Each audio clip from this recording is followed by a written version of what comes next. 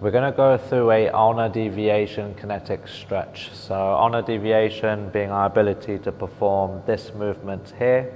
Okay, we're going to go through this motion in a few various ways. All right, I am going to demonstrate to begin with an Indian club.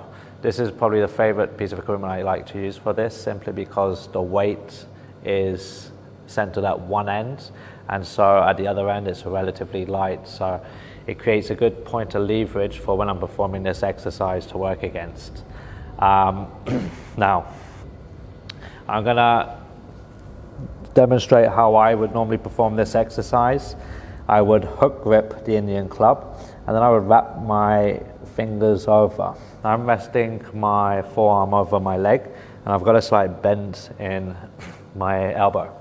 Then from here, I can get quite specific with how much support I have with my arms. So if I wanted to make this maybe a little bit more challenging, I could come out a bit more. Okay.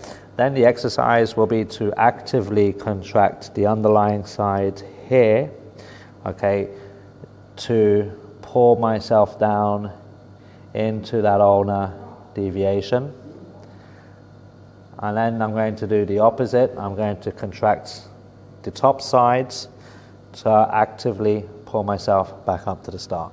So I'm contracting underlying surface here of my wrist to actively pull myself into ulnar deviation, and then I'm contracting this top side tissue to actively bring the weight back up.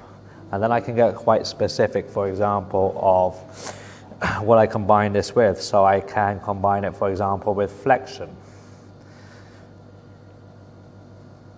I could combine this with extension. So as I'm deviating with the ulnar, I can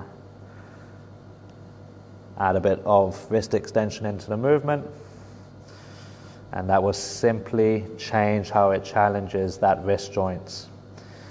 So this would probably be more of an advanced setup, holding a weight as such at its very end, and then hook gripping the thumb.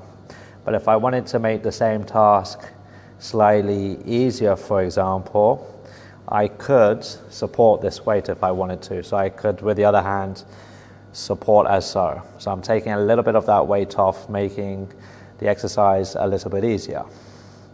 And the same on the way back up. If I feel I don't have that strength to actively bring it back up, I can use my hand to assist and provide a bit of support.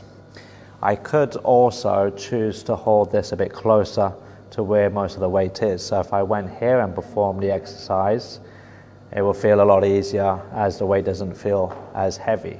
So working my way further up is one way.